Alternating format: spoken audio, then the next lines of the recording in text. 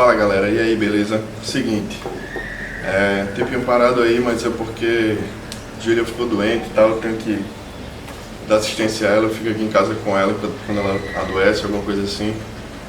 Então, mas é isso aí, vamos ao que interessa, o canal tá de volta. Queria falar um pouco hoje sobre temperatura nos aquários. Então eu procurei o Dr. Miguel, que eu acho que todo mundo que passa aqui pelo canal já sabe que, ou por outros canais aí, os maiores, sabem quem ele é. Ele é o dono da Ecorif, é proprietário da Ecorif. Ele é um grande estudioso e tem um respaldo sim para falar sobre isso. Então eu fiz algumas perguntas para ele, para que não deixasse dúvidas o quanto as minhas colocações sobre temperatura no aquário marinho ficasse assim alguma dúvida com relação a isso.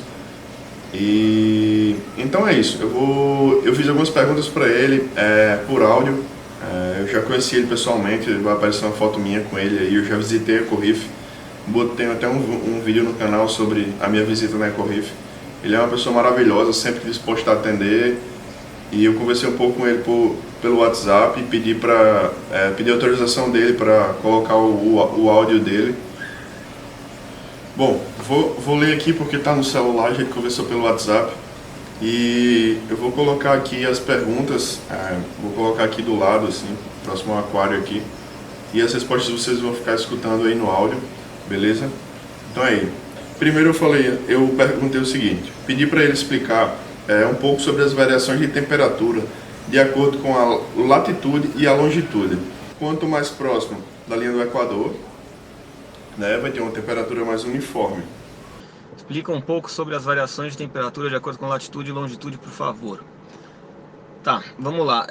Vamos lembrar que o oceano é uma coisa tridimensional, né? Você tem x, y e z. X seria mais ou menos o que a gente chama de latitude, longitude y, e z é a profundidade, né? No X, quanto mais você vai para cima ou para baixo no globo, mais em direção aos polos, né, mais distante do Equador você fica, você tem uma menor incidência de radiação solar e a temperatura tende a ser mais baixa. Por isso que quando você está na linha do Equador, regiões muito tropicais, é quente para danar, enquanto que em regiões polares, conforme você vai em direção a regiões polares, vai ficando mais frio, né? Aí, longitudinalmente, você não tem essa grande influência. Segunda pergunta que eu fiz para ele: qual a variação média de temperatura nos oceanos em área onde temos os corais que inserimos em nossos aquários? Assim, o meu intuito é saber que cada coral desse daqui às vezes vem de lugares diferentes e qual é essa variação no local de origem deles, apesar de alguns nem serem coletados mais, já serem de mudas já feitas nesses, chamamos de fazenda de corais. Então, e é isso aí, vamos ver qual é a resposta dele, né? Aí você pergunta, qual a variação média de temperatura nos oceanos em área onde temos corais que inserimos nos nossos aquários? Bom, os corais vêm de recifes de corais, né? Que é um ambiente de regiões tropicais equatoriais, raríssimas ocasiões subtropicais, que são regiões muito quentes, né?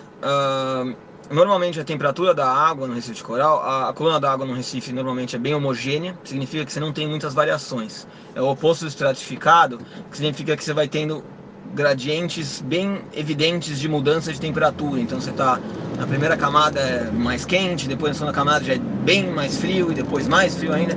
Não, de modo geral os recifes são rasos e razoavelmente homogêneos, né? A temperatura dos recifes varia um pouquinho de acordo com a região que está no globo, mas você pode adotar como 27 graus Celsius, 26, 27 graus Celsius um ótimo normal, tá? Ocorre de passar de 30 graus, mas aí você começa a ter danos fisiológicos aos organismos recifais, né? Então são organismos que vivem muito próximo do limite de tolerância térmica superior deles. E recifes dificilmente abaixam dos 20, 21 graus nesses recifes tropicais, né? Então aí já são temperaturas que começam a causar danos significativos para os habitantes. Aí a próxima, qual é o tempo de variação da temperatura máxima e mínima nos oceanos? E se isso varia de acordo com as marés? Bom, Recife de coral verdadeiro, estamos falando de Recife de coral, tá? Que é onde a grande maioria desses organismos se encontra. Não sofre relativa influência da maré, então a maré não vai ter muita influência. Né? A maré, nos ambientes ambientes mais próximos ainda da costa, fazem uma mudança físico-química gritante, né? Mexe na salinidade, especialmente se for um ambiente estuarino, traz diferentes propriedades, então, mas não é o caso do Recife de coral. Agora, o máximo e mínimo, acho que foi isso que eu te falei, né? Você pode passar um pouquinho de 30 ocasionalmente no Recife de coral. Se a exposição for baixa, essa temperatura máxima, por exemplo, algumas horinhas, tudo bem. O problema é quando essa exposição se torna um pouquinho mais longa, muitas horas, de vez em quando dias ou até semanas. Idem para a temperatura mínima. Se a temperatura mínima for uma exposição baixa, a temperatura mínima, o problema é bem pequenininho, né? Variações de temperatura em locais próximos à linha do Equador, como o Brasil e Indonésia, seriam semelhantes? Se sim, quais fatores nos levam a não ter uma diversidade de corais como a Indonésia e a Austrália? Aí você fala variações de temperatura em locais próximos à linha do Equador, como o Brasil e Indonésia, seriam semelhantes? Depende, porque acontece? Você pode ver temperatura numa escala macro, meso ou micro, né? Se você está olhando dentro de uma baiazinha ou um recifezinho muito pequenininho, as variações são mais diferentes, digamos assim, do que você pega uma escala maior com uma bacia oceânica onde tem uma escala de milhares de quilômetros de comprimento, né? Então depende, mas a grosseiro modo as variações não são muito diferentes para lugares que estão na mesma latitude, né?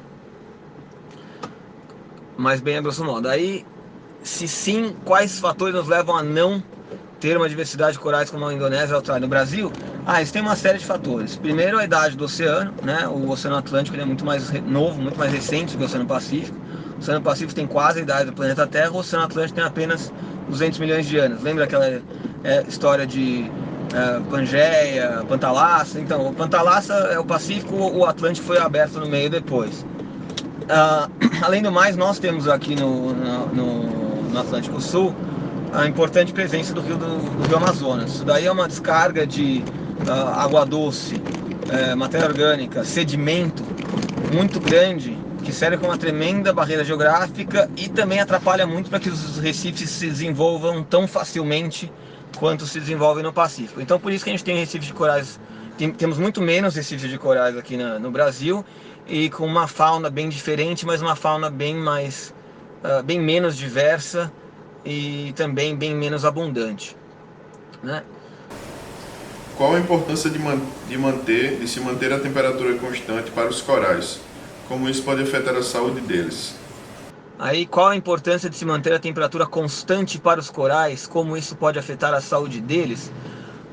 Bom, se você consegue manter constantemente naquilo que é o ótimo, é uma maravilha, porque ele vai ter todo o metabolismo funcionando na temperatura ótima, ele vai se alimentar na temperatura ótima, as zooxantelas dentro dele vão funcionar na temperatura ótima.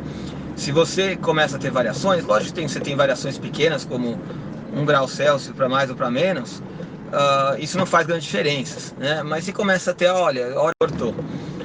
Então se você começa a fugir muito daquilo que é o ótimo para ele começa a ter todas as suas funções metabólicas um pouquinho mais, não diria comprometidas, mas menos eficientes, né? E aí ele começa a ter crescimento menos eficiente, captura de alimento, a relação com a zooxantela, tudo isso se torna menos eficiente e ele não fica tão bem quanto ele ficaria se ele estivesse em um ambiente de plena estabilidade, né? Como é o Recife de coral, de modo geral, é um ambiente de extrema estabilidade. Beleza, é isso. Fiz mais uma pergunta aqui, a variação de temperatura próxima à costa é muito diferente que em áreas mais afastadas? Última pergunta, se a variação de temperatura próxima à costa é muito diferente? Sim, porque na costa tem muito mais influências do continente, você tem movimentos de escala menor, então a variação tende a ser um pouquinho maior, sim. O aconselhável é não ter uma variação muito grande de temperatura, tá? Por todos esses motivos que foram colocados aí. E é o que a gente sempre passa, que 1 grau Celsius é uma variação de temperatura, não digo máxima, mas assim, que beira a máxima que os corais suportam até começar a se prejudicarem, a começar a perder as zooxantelas, as zooxantelas não funcionarem mais da forma que é para funcionar. Então, é isso, galera. A gente está aqui para tentar ajudar, não é para brigar, nem para gerar tumulto, ou querer saber mais do que o outro. Mas sempre que a gente tiver alguma informação, por exemplo, que com a gente está funcionando, nem sempre isso é o certo. Nem sempre o meu aquário tivesse funcionando aqui a 30 graus e os corais estivessem todos vivos. Isso não quer dizer que a variação pode ser maior do que 1 grau, que os corais suportam tranquilamente 30 graus, que os peixes vão estar saudáveis a 30 graus. Então, não é assim, entendeu? É bem mais complexo que isso. Existe muito estudo sobre isso. Vocês podem ver no Advanced Aquarist, que tem inúmeros sites aí bacanas que dá para você ler sobre temperatura em aquário marinho e verificar que é sim muito importante evitar variação muito grande de temperatura e picos de temperatura. Então, é isso aí, galera. Espero que tenha esclarecido muito aí esse vídeo e queria agradecer especialmente ao Dr. Miguel, a EcoReef, que sempre que eu preciso ele tira minhas dúvidas, se prontifica a gravar o que precisar e tudo. É um cara nota 10, Dr. Miguel. E então é isso, a gente está aqui para ajudar, a gente está aqui para divulgar apenas o que a gente tem certeza, o que a gente estudou para saber. Pelo menos tem que ser assim, a gente tem que fazer isso.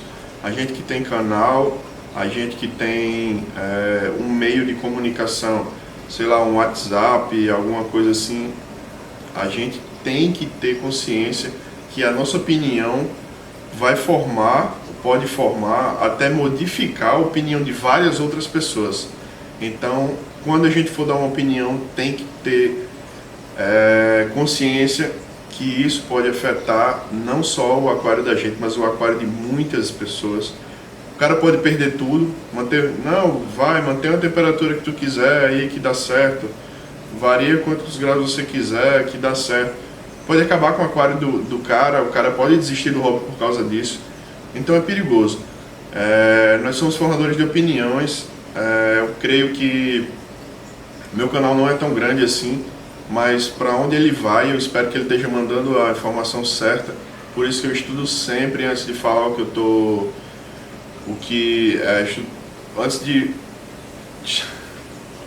por isso que sempre antes de eu falar aqui, eu estudo, eu vejo se realmente está certo. Se não tiver certo, é lógico que eu vou fazer um vídeo sobre, vou dizer que não está certo, por que não está certo. Porque é isso, a gente está tentando trazer pessoas para o hobby, a gente está tentando ensinar a maneira certa de se fazer. E a maneira certa de se fazer é assim, é estudando, falando com as pessoas que entendem, que têm mais conhecimento que a gente. Se você não acredita no que eu falo, fala com pessoas de confiança de você e diz assim, onde é que tem isso, onde é que eu posso encontrar isso. Dr. Miguel tem vários vídeos em vários sites aí, no do Vini, ele já fez muitos vídeos e sempre está fazendo vídeos importantes falando sobre o aquarismo e de uma maneira geral, sobre quarentena, corais e entre outras coisas. Então é importante isso. Eu não tenho a oportunidade de ficar gravando sempre com ele, mas sempre que eu passar por alguma dúvida, eu vou perguntar a ele. Sempre que alguém me pedir para falar sobre alguma coisa e eu precisar falar com ele, vou pedir ajuda a ele, vou falar com ele, porque é isso, a gente tem que passar a informação certa e a gente tem que ter certeza do que a gente está falando. A gente não está aqui para criar confusão, para querer discutir com outro canal, discutir com outras pessoas, mas sim para falar e fazer a coisa certa. e fazer com que vocês façam a coisa certa. Então é isso aí, espero ter passado o recado assim para todos que participam aí do meu canal, e que eu tenha passado sempre da maneira correta.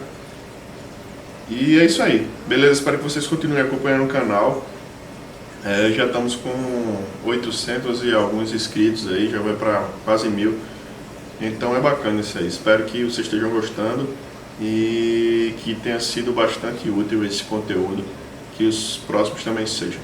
Beleza, galera? Um abraço para todo mundo. Não fiquem com raiva de mim quando eu der uma opinião que diverge da de vocês, mas procurem sempre saber se a minha tá errada, por que tá errada, e aí vocês me falam, que assim que eu puder eu já passo para vocês o que tá certo, o que tá errado, e me desculpo, e vai ser sempre assim. Beleza, galera? Obrigado pela atenção. Valeu, um abraço.